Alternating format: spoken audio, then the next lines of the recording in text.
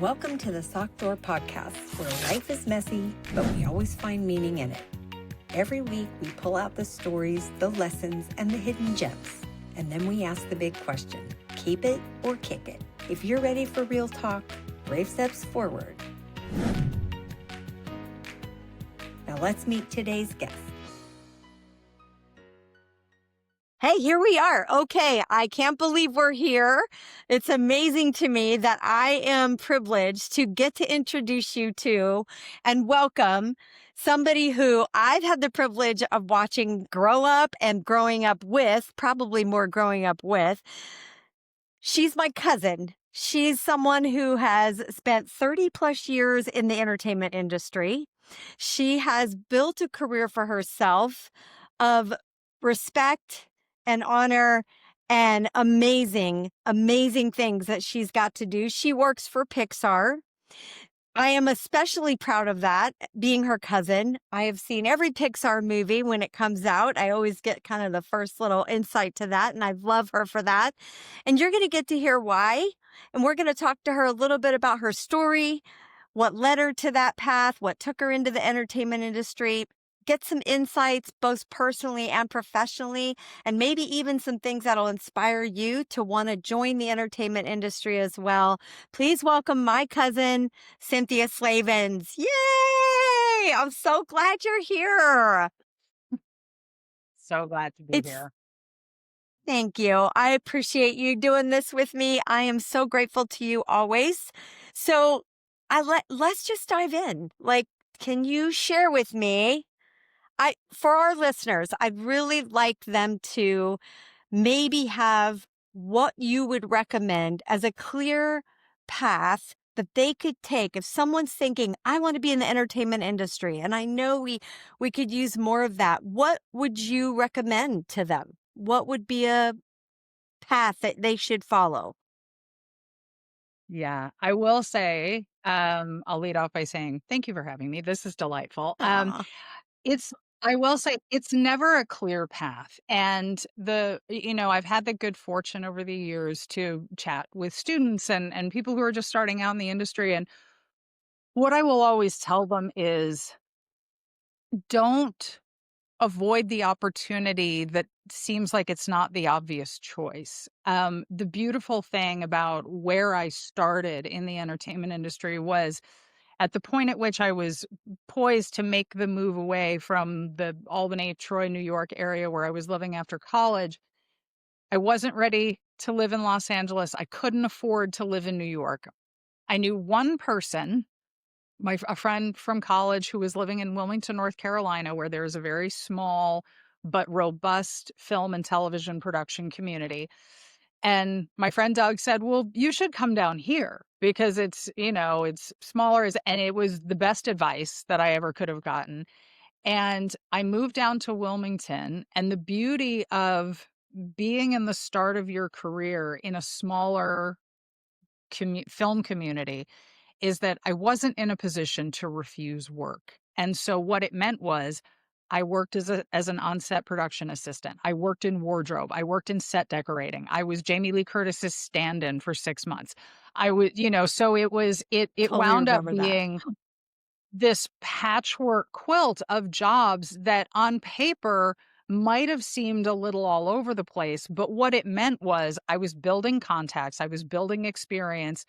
And I couldn't be choosy about the jobs that I was taking. And I think that we as, I think, humans in general, Americans in particular, we tend to get very laser focused on this is the path that I'm on, so I can only take jobs that are on that path. And I think when you're starting out, you need to be a little more flexible about that and take on the opportunities that are going to give you the opportunity to learn. And the beauty of, it's as an example, being a stand-in on set, it doesn't mean that I'm not her stunt double. I'm the person that they are putting into the set.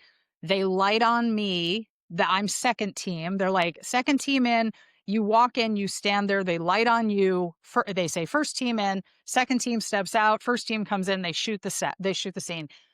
What that wound up being for me was sort of, work study film school because I was on the set, I was seeing everything as it happened. I wound up being able to parlay that experience into a job on that movie because I Nice. knew where everything was. And we're winding down in production and I'm like, "Oh, I don't have another job lined up."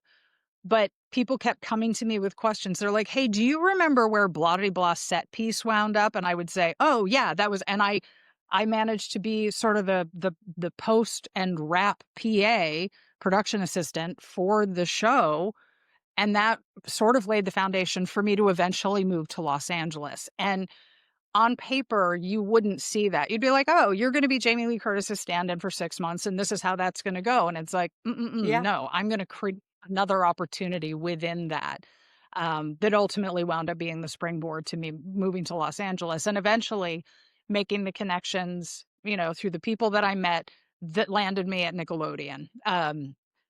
So Amazing. it's all connected. Um, Yeah. and I feel like that's it's important to remember that is that you never know where the next opportunity, the stepping stone may not be obvious until Yeah. you get to the next one and you can look back and be like, "Oh, that's what that was for. That's why I was Yeah. having that experience." Yeah.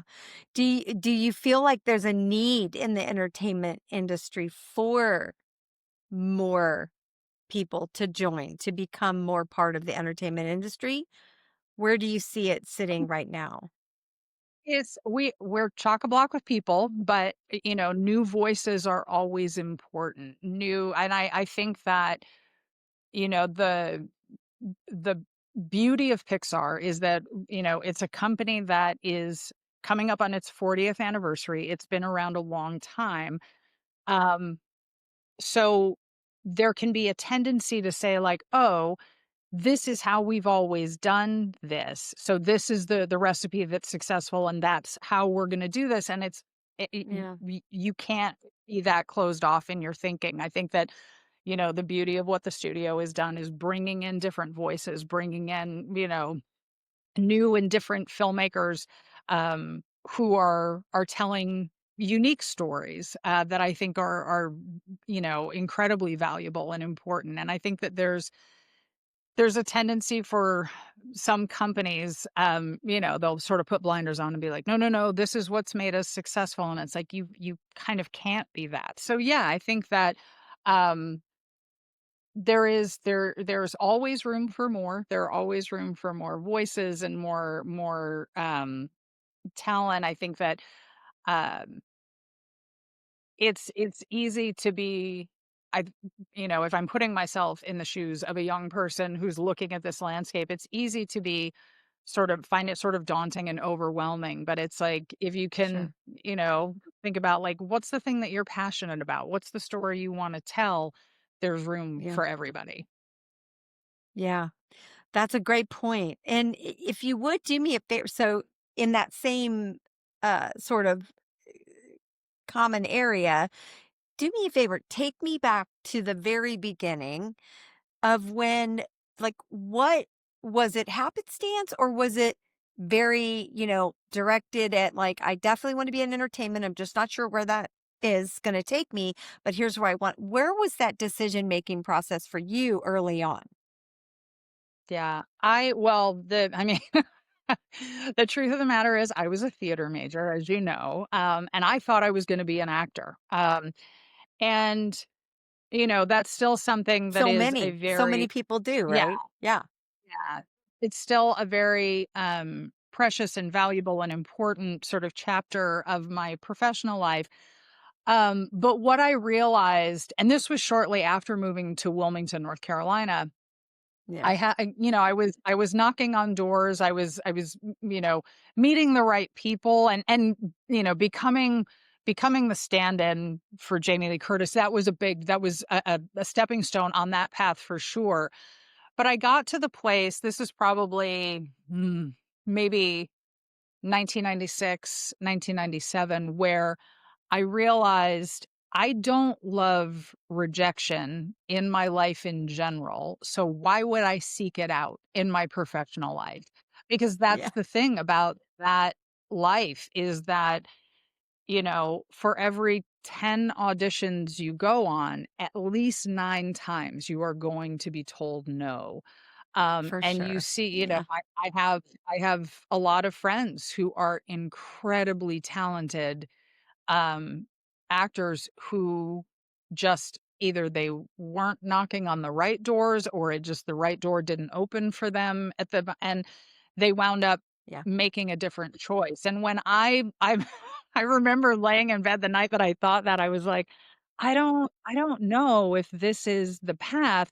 And then I remember panicking and sort of freaking Mm, out and being like, I don't know how to do anything else.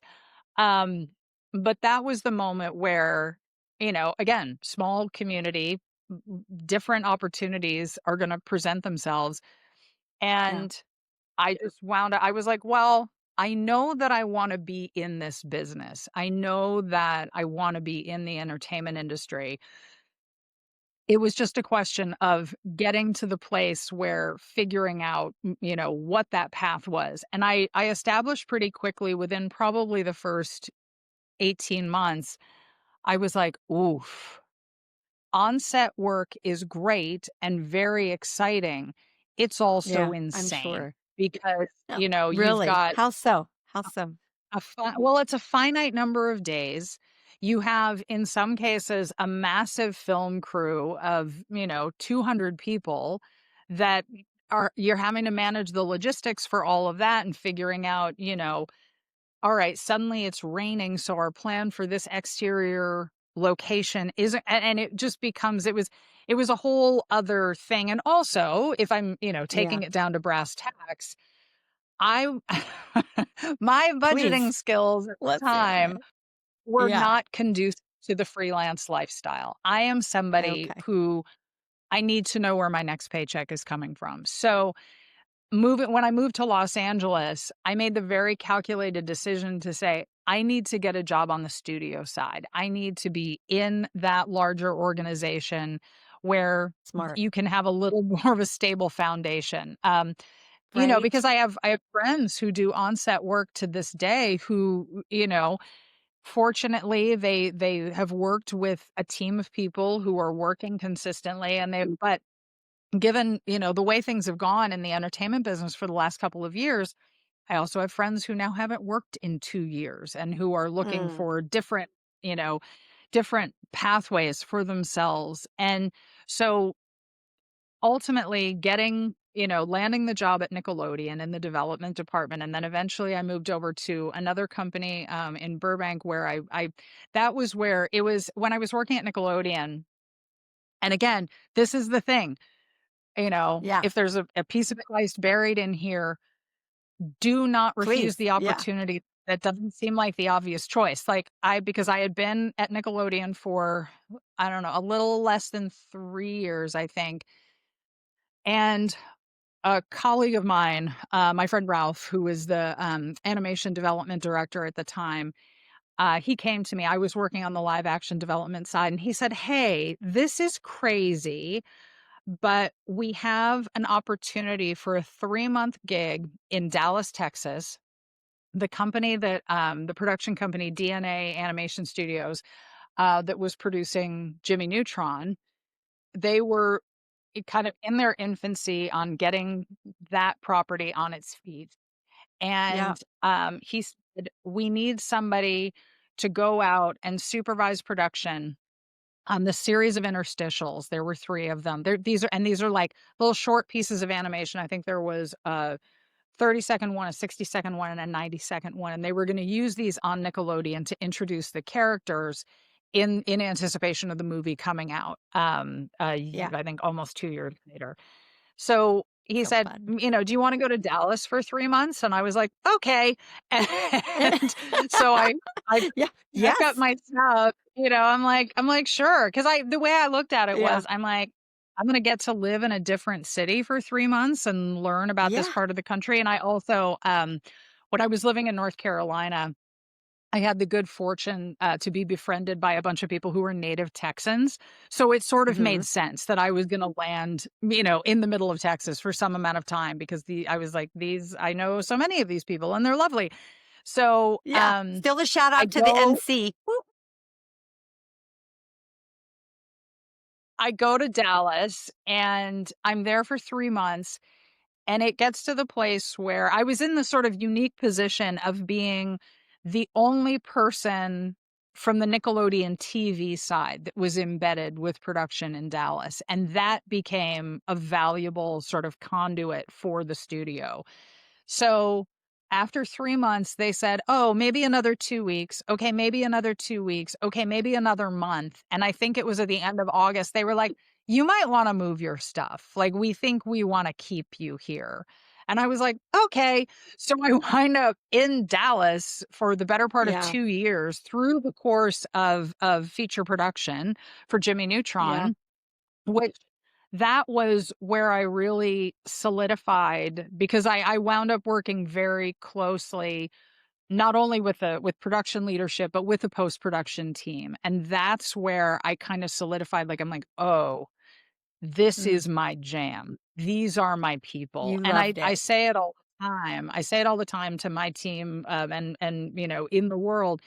It takes a very unique personality to wanna work in post-production. It's very much Now, tell me why. Tell me what you mean by that. well, you have to be pretty detail-oriented. You have to be because Okay. it's the way I always put it is, we're the only department in the production pipeline with a deadline that cannot move. It is a brick wall. A release date is a release date, and come hell or high water, we are going to make that. So, it becomes you have to, you know you never get to say no. Everything has to be a conversation. If you have a producer or somebody coming to you saying, "We need to do X, Y, and Z," you can say, "Okay, I can't give you X, Y, and Z specifically, but here are the options that I can offer you that will get to the same result." So it requires, I think, an interesting balance of, very specific thinking, but also flexibility in your thinking to be able to come up with a way, to get a job done that doesn't wind up breaking the bank, that doesn't wind up taking a Okay. ridiculous amount of time, that doesn't wind up, making everybody late.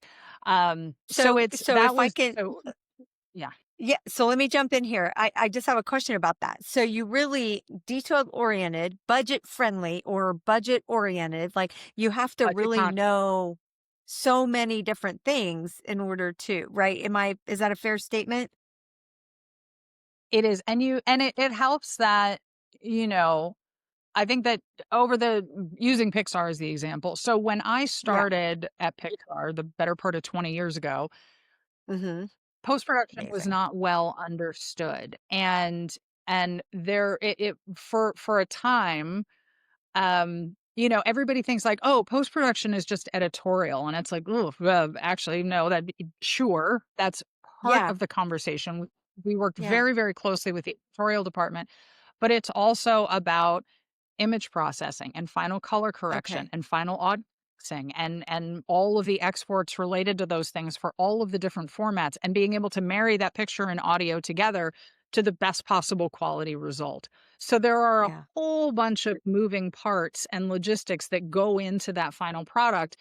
And when I started at Pixar, I think that the post production was just sort of a black box for the producer and director teams. They were like, "Well, I don't know. We send them the final frames and something just happens and they magically make that happen." Over time, Yeah. myself and my team, we've been able to cultivate working relationships, based on information sharing and mutual respect for the work that everybody is doing, where now, because Pixar's production timelines are very protracted. Our movies can take upwards of 4 to 5 years to make from the point of the original story pitch to the final product. And now Wow. we will quietly get involved because we don't wanna show up in a way that people are like, "Oh my god, we just got started. Why are we talking to the post people?"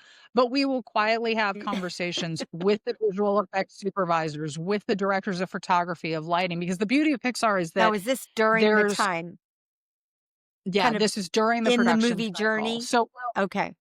Yeah, Okay, gotcha. exactly, exactly. And we'll start having conversations just to say, tell us about the look of your film. Tell us if there's any new technology that you're using. Tell it because it used to be way back in the day, 20 years ago, we would get a pile of the final frames, we would get the movie, and it was whatever we had to do to crowbar that into the pipeline. Now we're able, by way of really effective communication, we're able to have so many conversations so much earlier that set everybody up for success in the finishing pipeline. And what that means is that at the end of the pipeline, we're working like this. We're working real, real fast.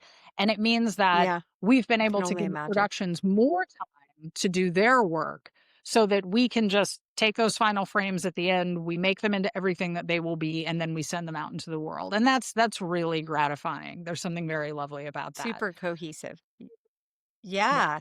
Well, I mean, that speaks volumes for not only you as a director, studio mastering and operations, but also and how your evolution of that 20 years, with Pixar and being able to help evolve that. But I'm sure, Pixar just is, you know, Pixar is Pixar. There's nowhere else, no other way to And say it. But we're go ahead. I have a question for you when you're done.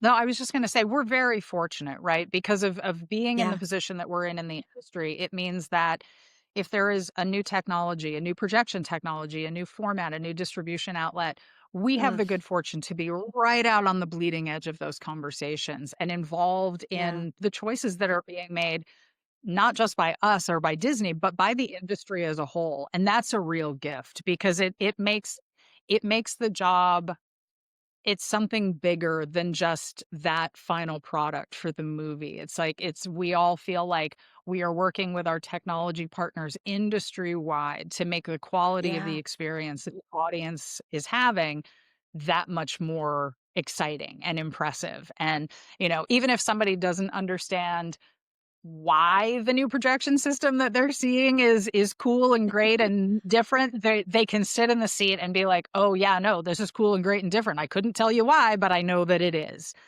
And Yeah. PS, making it worth the ticket price. Yeah.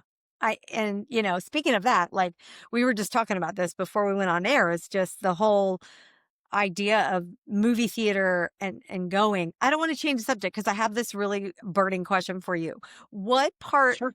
I think first of all, I want to make sure did we miss the part where you went from Texas and that into how you got into Pixar? I want to make sure we capture that Uh, part of your journey. yeah, so yeah, there are sort of, again, it's the stepping stones that you don't realize. You're like, "Oh, no, there's a larger purpose. There's a higher purpose for this." Yeah, So, love I that. leave Texas, I come back to LA. I, wound up leaving Nickelodeon a few months later, and by the end of that year, I think this is 2002, maybe 2003, I was working for a company in Burbank called New Wave Entertainment, and New Wave was responsible, they created, it was sort of at the apex of home video production, where a lot of behind the scenes special features for DVD and home video, a lot of long form documentary programming for like the History Channel and Lifetime and stuff like that. And that was the place where I really got to cut my teeth from a post production perspective because um, it's stepping stones where it's like animation with a little bit of post production, full on post production. I was a post supervisor. I was running the TV production post department at that point when I left, and then stepping stone back into animation, but with this full sort of arsenal of post production knowledge on my side, that ultimately landed me at Pixar. And when I was so quick story. When I was working Yeah. on Jimmy Neutron in Texas, so in October of 2001, I think, um, somebody at DNA Animation or at Nickelodeon had arranged for a screening for us of Monsters Inc. from Pixar. I think that was what the 4th movie the studio had released, and I had been a fan of Pixar from the jump. Like, I saw Toy Story 5 times in the theater. I'm at 25 years of age. I'm driving around I to love all of the it. Burger Kings in Wilmington, North Carolina, so that I can get the full complement of Toy Story Burger King toys, which I still have in I my totally office. remember these. So Love it. I was a huge fan to a degree that they probably should have been nervous letting me in the door. Like, I'm like, "Oh, is she a professional stalker?" Like, "Oh, that's nice." But seeing that screening of Monsters, Inc., I remember getting to the end of the screening, and that was the first time that I clocked like, "Oh, wait, I am having a professional experience right now that could ultimately lead me to Pixar." And I remember turning to the person next to me and saying, "I'm going to work for those guys. I don't know how that happens, but I'm going to work for those guys." So when I wrapped on Jimmy Neutron, I started checking the Pixar job site pretty regularly. Yeah. And at the time, they hadn't sort of grown as a studio to the degree that there were jobs that made sense for me there. If I were gonna make that leap to work for Pixar at that time, I would have had to start over, and I would have been working in Okay. production, and I would have had to go in as a production assistant or as a coordinator, and that wasn't I felt like I had worked too hard to get to where I was for that to be an acceptable leap for me to make. So I would, periodically I wind up getting my job at New Wave, loved my team there. I worked with it was such a magical and special time. And it's so funny. Like when I interviewed for my job at Pixar, I met with 25 people over the course of 2 days. Wait, I'm getting ahead of myself. So I'm at I'm at New Wave, and a guy who was working for me, on my team, he comes into my office with this piece of paper, and he pushes it. I'm sitting at my desk. He thrusts it at me, and he said, "I just want you to know that I'm applying for this job." And I was like, "Okay." And I take the piece of paper from him. He walked into my office, and it was for, um effectively, it was a post coordinator position. It was a post-production coordinator position. That's not the title of the gig, but it's effectively, I was like and I'm looking at this, and it had been a minute since I'd looked at the Pixar job site, and I was like, "Hmm, there are jobs in post-production available at Pixar. That's interesting." So this is July of 2005, and I go I put down that piece of paper, I go onto Pixar's job site, and there is a listing for a position. It's the, post-production supervisor for I think for home video was how they were and I was like, "Oh, this is my gig." And I'm reading the job description, and I was like, "Yeah, this job was tailor-made for me." So I submit my resume, and, the the lovely thing about Pixar is that because of who they are, and there's less of this in the present day, but at the time, they could be glacial in their hiring process because everybody's applying, everybody wants to work. So, I get a call. I'm standing in a producer's office at New Wave with there are like 8 or 10 other people in there that's in this tiny office, and we're talking about some project that we're about to start finishing on, and my phone rings, and it's a 510 number, which I know is Pixar's area code. And I look at the number, I step out of the office, I was like, "Hi, it's Cynthia," and, the gentleman who was the head of post-production at the time, he's like, "Hey, Cynthia, this is so and so from Pixar. I was just wondering if you might have a minute to talk." I was like, "Yeah, if you could just hold on for 1 second." I sprint, like and I'm not a runner, that is not my thing. I sprint from that the TV production pod all the way to the other end of the building, out into the parking lot, and I'm like, and I'm like, "Okay, catch your breath." And I was like, "Hey, Bill, how are you?" And so we chatted for like 20 minutes about this, that, and the other thing. Informal phone interview.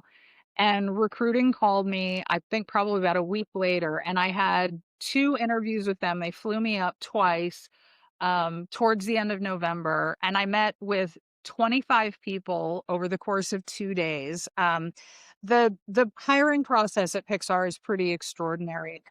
The way I've always put it is you kinda get sniffed by the whole herd, because, they want yeah. They wanna make sure that everybody's comfortable with the hiring choices that they're making, which is super smart, right? Like, it's And there was only one interview in all of those interviews that actually felt like an interview. The rest just felt like these fascinating conversations. And I remember walking away from all of the interviews thinking, well, even if I don't get it, I've had these extraordinary conversations that are going to benefit me in some form or fashion, probably for the rest of my life. But there was one interview that was very much by the book. And this person asked me, why do you want to leave your current position? And I said, I don't. I said, I am in the great, really lovely, privileged position of working with an amazing team doing, great work that is super fun. And the only reason that I'm looking elsewhere is because it's Pixar calling. If it were anybody else, I wouldn't even be considering it. And that, it was one of those moments where I was like, yeah, that's 100% true. That it was really, we were having, that, like I said, that crew of folks at New Wave Entertainment at the time. It was so special. It was such a unique time. And I look back on it in a very nostalgic way. But it provided the stepping stone for me to get to the studio. And I started there in January of 2006, the first week in January 2006. I think in some ways, that I was successful at all because I in my on my path, on my journey to this professional life, I had a very robust social life. And I was flitting around doing this, doing that, meeting this person, running to this party, doing that.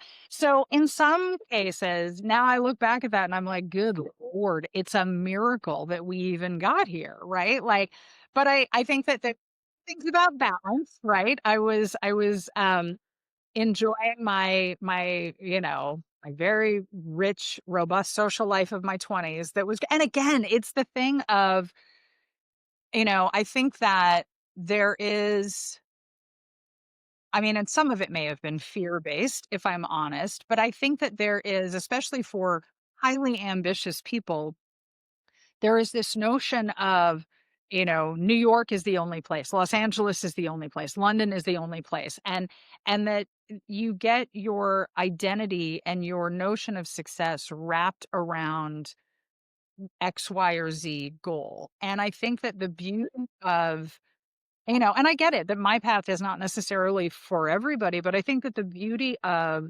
living in a smaller community, having a bunch of different opportunities made available to me, and P.S., being able to make friendships that are the foundation of my life to this day. That, the friends that I made when I was living in Wilmington, my posse. We're all spread out all over the place now, but they are my posse to this day. And, I know that it's interesting because especially living in Los Angeles, for reasons that you well know, I adore Los Angeles. We obviously have a long family history there, independent the film industry and everything that is sort of the shiny, flashy things about that place.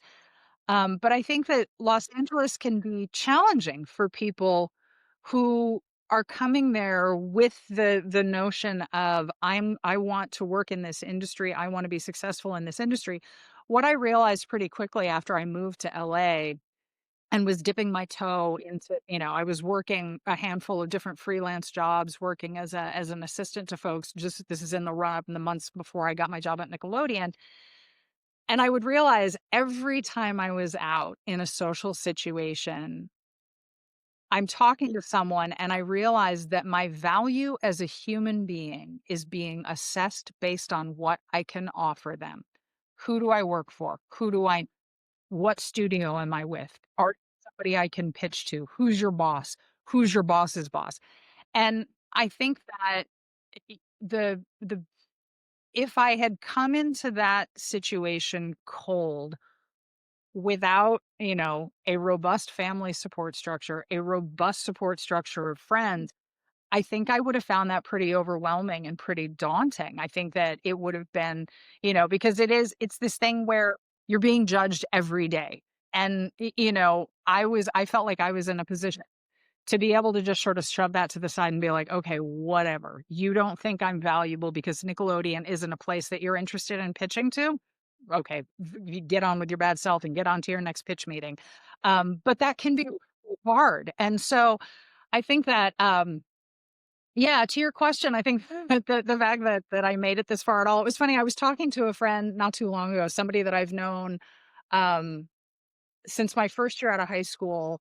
I didn't take a traditional path straight into college. Again, this was one of the situations where I wanted to be sure that working in the entertainment industry was what I wanted. So I got an internship with a theater company in Albany, New York, my first year out of high school. It was through Empire State College, which it was part of the State University of New York system. So I was accruing college credit, but I was working with a professional theater company, and I had a friend that was working there, also an intern who we've been friends ever since. And he mentioned to me not too long ago, we we had a mutual friend because we were both working at the mall kinda to make ends meet when the internship wrapped up, and we had a friend named Dave who he's like, "Yeah, I think Cynthia's just always gonna be somebody that just works at the mall."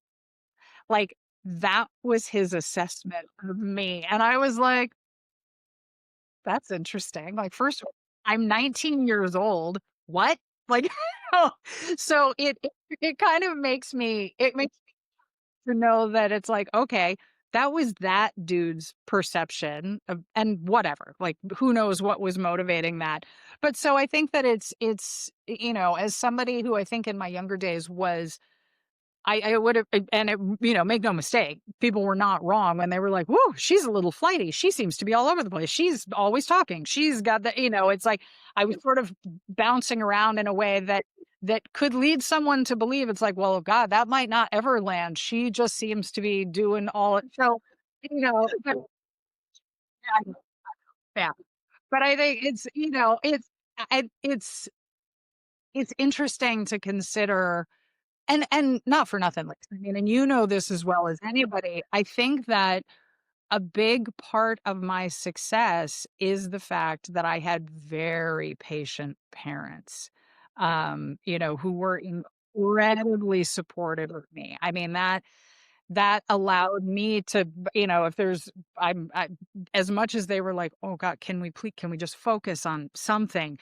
Um, they yeah.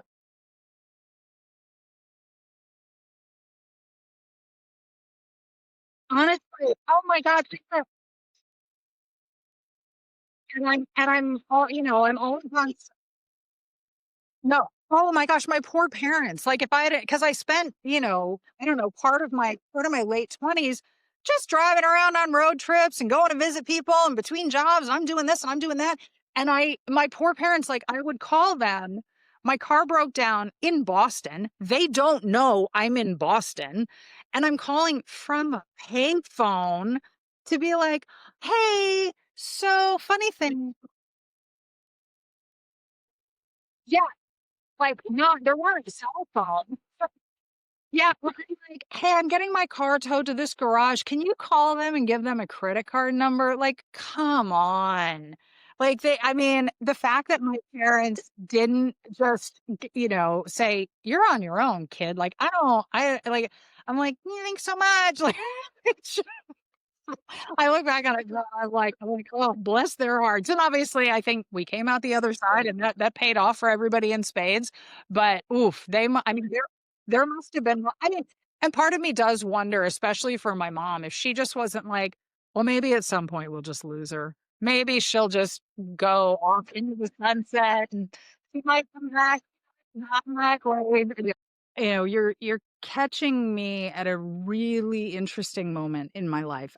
So as you well know, in the last couple of years, I've suffered quite a bit of loss. Lost my dad 2 years ago, my mom in February of this year, and inexplicably my eldest brother in May. And so what this has meant is, I've for all of the, flightiness of my younger years, I've always prided myself on being somebody I can just handle it. Doesn't matter. Like we'll figure it out. I can handle it and I can manage all of the things. I can hold all of the things. I can balance all of the things. And I think getting that phone call in May, saying, "I'm sorry to report that, your brother has passed away." I was like, "Oh, oh no, I might not be able to handle all of the things."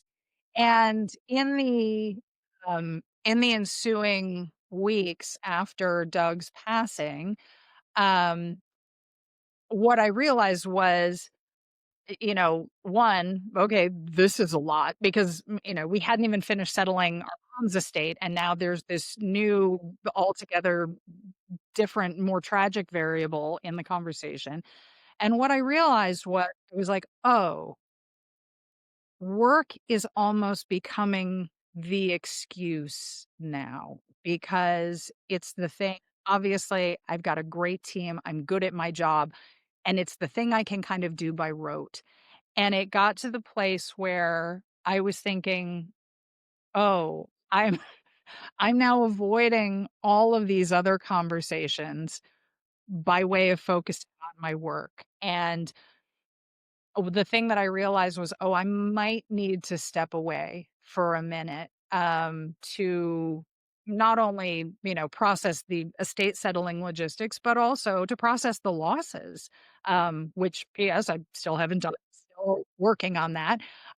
But for me, that was, as somebody who has spent my entire career being so driven, so passionate, so focused on the work that I'm doing, this to me was, I mean, there's a fair amount of guilt and shame in this decision to take leave from work because I'm like, "What do you mean I can't handle it all? I've always been able to handle it all. I've always managed to somehow figure it out." And instead of getting mired in the moment of feeling less than or feeling less than capable, having sort of creating the space for myself to say, No, this is age and wisdom that leads you to the place to be able to raise your hand and say, I need a minute. I need to be able to step away." Now, I also have the good fortune to have built up, a lot of trust and respect and, you know, just solid working relationships within the studio such that when I make this request, they're willing to say without question, "Yes, take the time you need." Um, so yeah, so that's the thing that is something sort of new and different and interesting that I'm managing to now. That I can do that and feel okay about it and not feel like I'm failing anyone or, that it's, and everyone has been amazing in their support. So I feel very, very blessed and gifted that, and it's very sweet. They're all leaving me alone, but every so often somebody will reach out, "Hey, yeah. Yeah. Someone will reach out and say, "Lest it seem like we're doing too well without you, you are very much missed." And it's like, just that quiet affirmation of like, "Okay, this is where we." But yeah, so that's a new and different moment for me.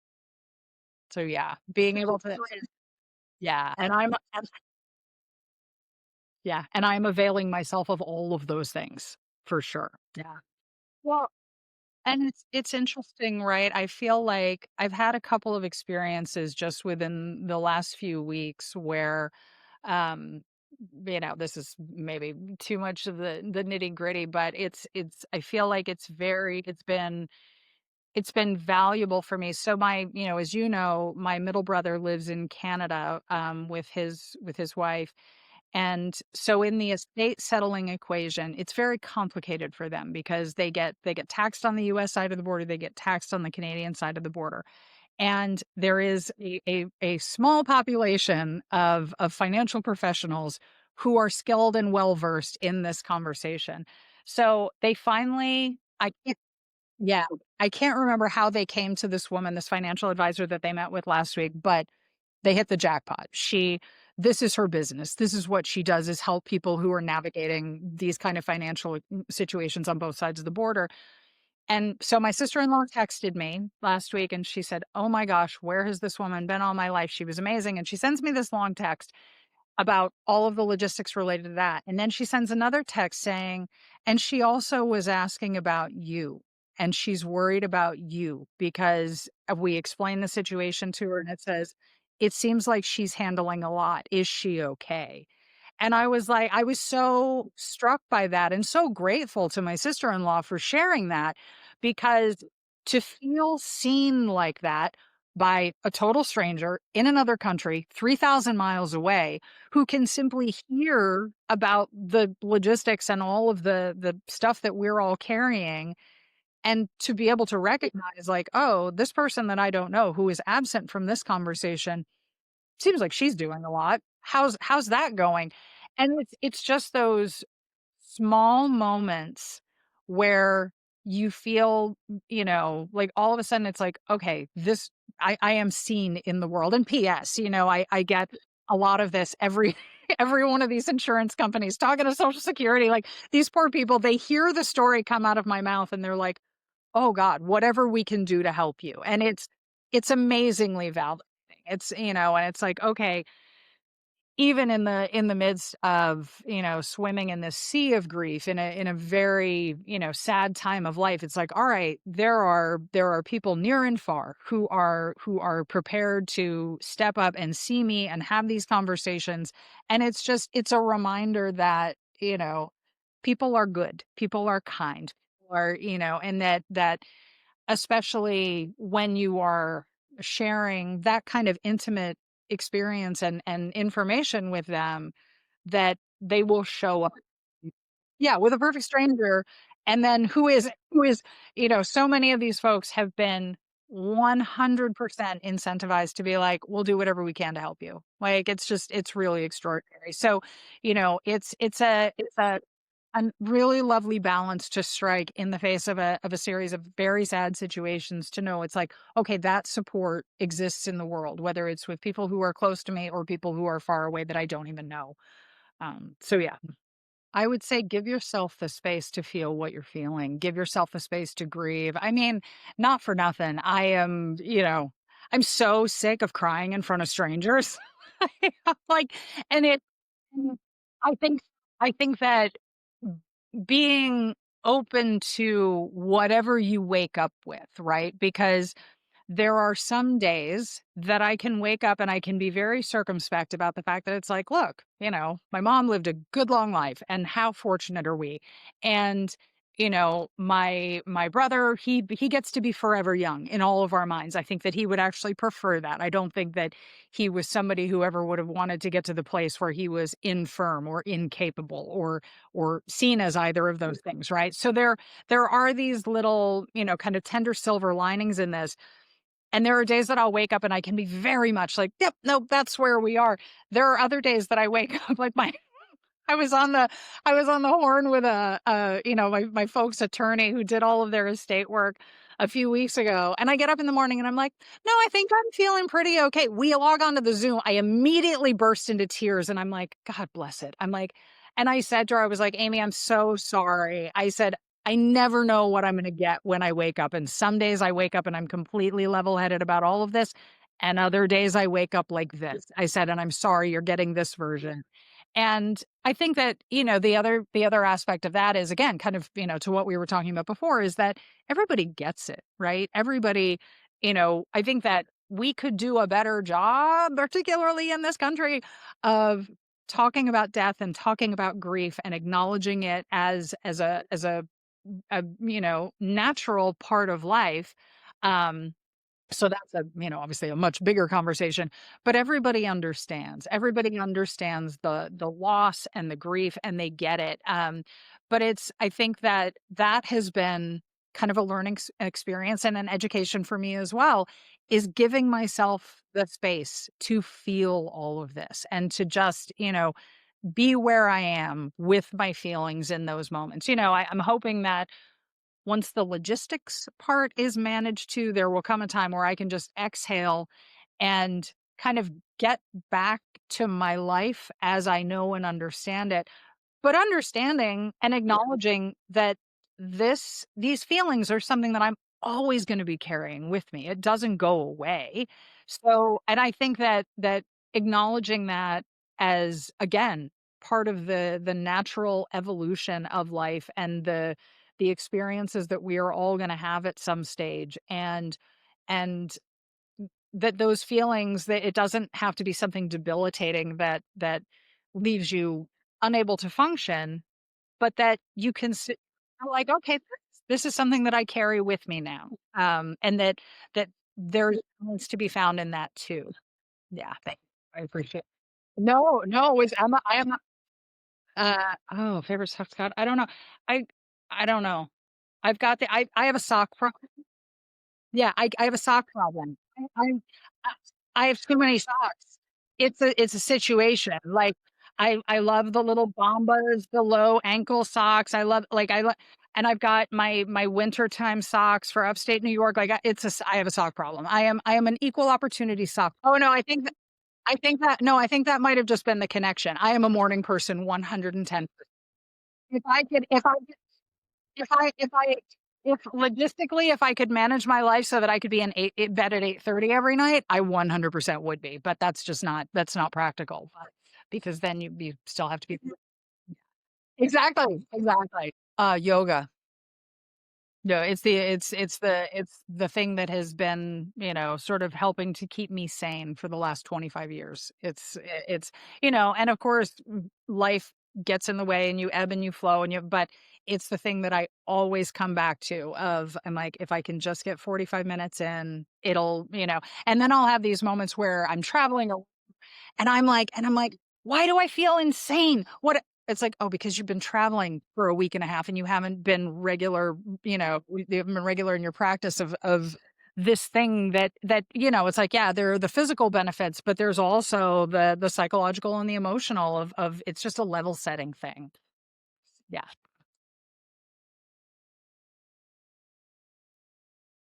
I I do. I Well, he definitely practices with me, and it's very funny. Like the other morning, I do a six a.m. class on Tuesdays and Thursday that I do via Zoom, and I'm I lay down, I'm in shavasana, I'm in corpse pose at the end of the class, and he just comes and stands on my chest. Like, he's like, "Hi, are we done with this now? Can we be done with this now?" Oh, it's very sweet. Yeah. So I'm doing my own version of doggy yoga at home. Well, I'd say work. Like, that's been really extraordinary, and the fact that I've gotten to a place in my life where I can make that choice without feeling insecure about it, or without feeling like it reflects negatively on me, that's a big deal. And I'm make no mistake, when my leave is over, I'm very excited about work and everything that's waiting for me there, but also understand that right now I am sort of at capacity, and I need to be focusing on these other things. Coffee, 100%. I am Civil Quarter's granddaughter. Are you kidding me? Those genes run deep in us, sister. I that Yeah, exactly. Well, it's actually, that's one of my things. Like, when I travel in different parts of the world, I'll always buy a bag of coffee beans wherever I am. Like, I just had the good fortune to visit friends in London at the end of July, and I went to Fortnum and Mason and bought a bag of coffee beans. But when I'll be traveling in a different state or whatever, I'll always stop at a local coffee shop and buy whatever they've roasted, which is it's a nice obviously our lives are weighted down by so much stuff, and we all have so many things. It's a nice little memento of a place that I can always get, that I can use when I get home and reflect on, the happy memories of whatever trip I've just taken. But not have a permanent object that lives in my house that I have to drag around with me. Yeah, exactly. Exactly. And I mean, I think, well, I'll tell you, I think my motto for my life in general, and in my professional life in particular, has always been, be specific, because I feel like when we're not, that's because when there is space, um, for people to populate with their own presumptions, thoughts, feelings, opinions, that will wind up, being really the kiss of death. I think that, um, I mean, part of it is my work, right? Like post production, we have to be very specific about a lot of things, and I just feel like when you are specific about where you're coming from or what you're thinking or what you're feeling or what the plan is for something, it allows everybody to be successful. And I think that, that would probably be my billboard, is be specific. Because otherwise, folks are just sort of left to sort of float in the wind and then like, oh, well, she didn't say, so she must have meant this. It's like, oh, crikey. No, absolutely not. Um, so that's my thing. It's just, be specific with people about where you're coming from, about what you're feeling, about, what you desire, what you want. Um, because otherwise everybody's left second guessing. And I feel like that's a recipe for disaster in a lot of ways. Do something by yourself. It's I do this a lot. Like as you know, movies are my religion, right? Like that's my church. And my favorite, I've gotten out of this habit over the years because life and logistics and everything. But for a long time, my weekly ritual was on Sunday mornings, I would go to see 2 movies back to back. I would go in, I would buy 2 tickets, I would, have popcorn for breakfast, walk into one movie, walk out, and so it was always 2 matinees. And I remember over the years, I've told people this, or, one of my favorite birthday traditions for myself was to take myself to a double feature. Usually something super extreme. Like, I remember some number of years ago on my birthday, I went to see Borat and the Al Gore documentary An Inconvenient Truth on the same day. And I was like, oh, this is very good for getting either side of your brain working. Um, but I'll tell people this. I'll tell yeah, I'll tell people this, and they're like, "Oh, I could never go to a movie by myself." And I'm like, "Why?" It's so like, I think that we are so conditioned as social beings to always like, and it comes down to our genetic history as animals of there's safety in numbers, travel in a pack. We can all, even if you have one other person with you, you're always safe. But I yeah, I find that there's something really lovely about the quiet space of being able to spend time by yourself and get comfortable with being by yourself and take yourself to a movie. Go have a meal at a bar by yourself. Go have a meal at a restaurant by yourself with a book. And, yeah, there might be some people who are going to look at you with that. So I'm like, oh, that's so sad. But at the same time, it's like, no, I'm comfortable with myself. I like this quiet time. And P.S. like it can also create some pretty extraordinary, people watching opportunities. Years ago, I was sitting at a restaurant here in the town where I live, and I was having dinner at the bar, and there's a super awkward first date going on next to me, and I'm just like, "Do, do, do," like, I'm like, "How's this gonna go?" I'm like, "Is she leaving?" Like, what yeah, it was so it's that sort of stuff, right? So I think that would be, the tiny dare, and it doesn't have to be anything, crazy, but get comfortable with doing stuff by yourself. Yeah, 100%. 100%. Being able to sort of get quiet and sit with yourself, I think it's super valuable. No, I love you too. Yeah, no, totally my pleasure. This was amazing, Lise. Thanks for the opportunity. I really appreciate it. Absolutely. Love golly. Bye. All right, Sockstar family, that's a wrap on today's drawer dump. Big thanks to our guests for sharing their story and their heart with us. Until next time.